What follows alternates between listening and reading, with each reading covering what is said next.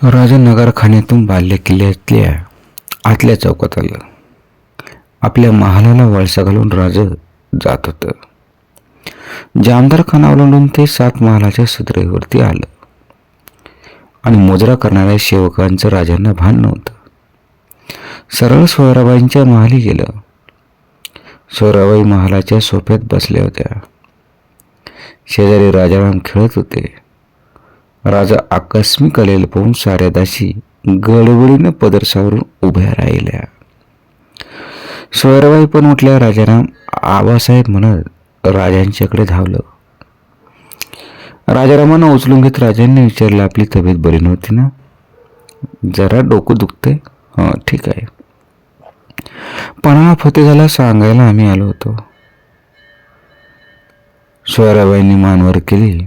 सोयराबाईंचा नूर नरा दिसत होता.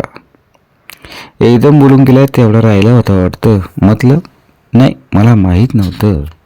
तेव्हा मी बोलले.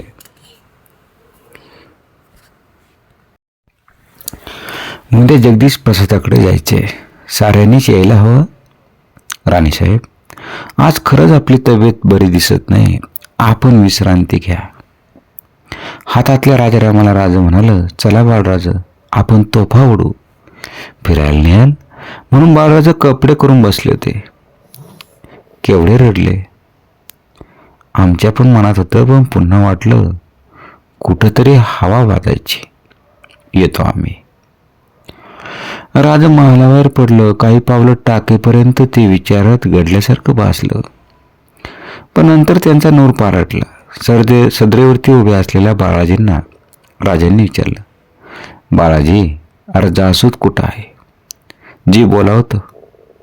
राजा सदरेवरती बसलं. सारे उभे होते.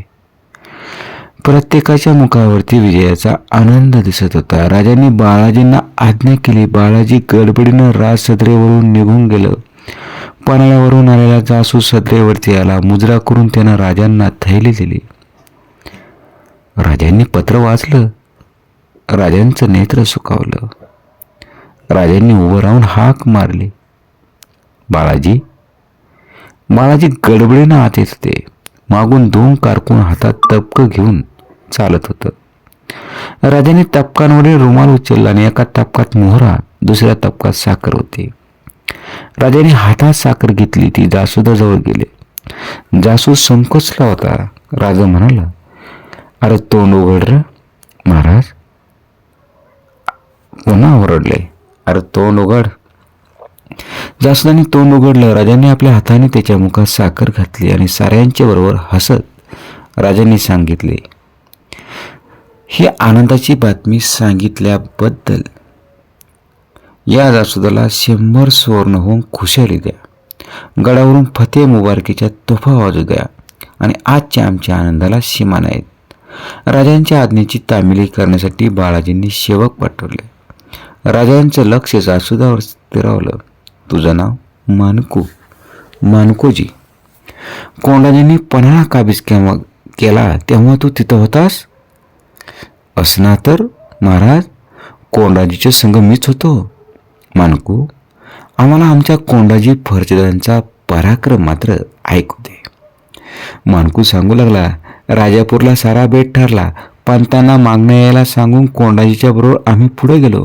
कोंडाजींची माणसं आधीच गडावर फिरून आली होती. सिबंदीचे लोक फितवले होते आणि ठरलेल्या दिवशी पंतबी आम्हाला येऊन मिळाले. नंतर कोंडाजींनी गड पारखून घेतला. नायकांनी लय मोठा बेत आखला होता. पंतांनी सगळ्यांसंग गडाबाहेर ठेवलं होतं.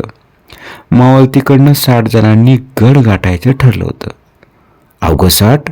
होय, जागा हेरून घेतली ती होती. सांगा पुढं. राजा उत्सुकतेने विचारतं झालं. आणि काय? रात जवळ चढली तेव्हा गडाचा तळ गाठला. आमच्या शिडीवाले, मेकवाले, वाघनकवाले, सिंगवाले बी होते. गणा मामा, मोत्याजी मामा संघ होते. नाव बदलून भवानीचं नाव घेतलं आणि कोंडाजी कड्याला भिडलं. एकमेकाला हात देत कडा पार केला आणि गड गाठला. दोऱ्या सोडून बाकीच्यांनी वर घेतलं. आधी रात उलटून गेली होती. डोळ्यात बोट घातलं तरी दिसत नव्हतं. एक मशाल जी गस्त घालीत होता, आवाज करायच्या अगोदर त्याला बाणानं टिपला आणि वाट मोकळी झाली. ठरल्याप्रमाणे आमची माणसं तलवारी काढून गडावरती पांगली आणि कोंडाजीने इशारा दिली. आमचं शिंगवाले शिंग फुकू लागले. चारी बाजूनी एकच आवाज उठला. सारा गड जागा झाला. एकच धावपळ उडाली. कुठून आवाज येतो, कोण शिंग फुकतो असा आरड उठला. भूत असतील असं भ्या वाटून कोण पुढं बी येईना. त्यातच खुनेची शिळ घुमली. हर हर महादेव.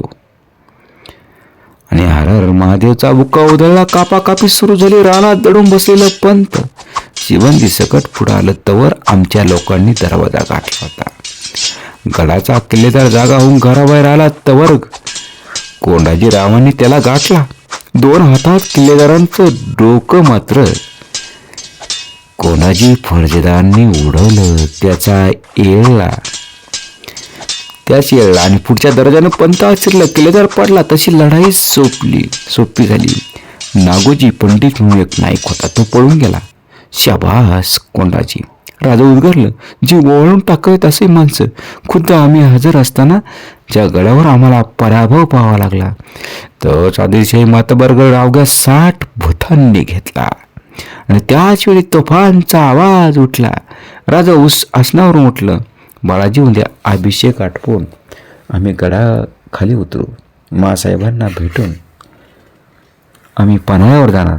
कोंडाजी अनाजींना भेटल्याखरीच आम्हाला चैन मात्र पडणार नाही. प्रतापराव जी, तुम्ही उद्या आमच्यावर चला. आपली फौज पन्हाळा भागात गोळा करा आणि आदिलशाही आता जागा होईल त्या तयारीनं आपल्याला जायला हवं. जी. प्रतापरावाने मुजरा केला. राजा समाधानाने महालाकडे पावलं टाकू लागलं आणि राजांचा आनंद मात्र गगनात मावेना. 100विरुद्ध 1000, हजाराविरुद्ध लाख, किती काही पुढं सैन्य असू द्या, परंतु आमचे मावळे मात्र त्यावरती तुटून पडायचे.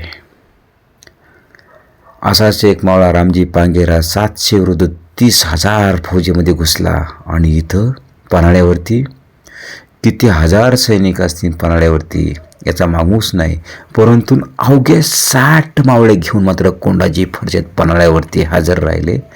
आणि नुसते हजर नाही राहिले तर किल्लेदाराचं मंडकं उडवलं. ते होते कोंडाजी फर्जत. जीवाची पर्वा नाही, फक्त राजासाठी आणि या स्वराज्यासाठी आणि ह्या रयतेतल्या प्रत्येक हरेक माणसासाठी आपलं आयुष्य अर्पण करणारे हे मावळे जगाच्या इतिहासामध्ये नाव करून मात्र अजरामर झालेले हे मावळे.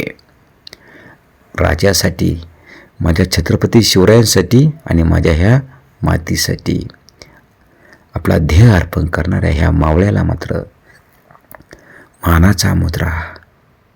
हे मावळे होते म्हणून तर छत्रपती शिवरायांनी स्वराज्य बुलंद आणि बलाढ्य केलं खऱ्या अर्थाने.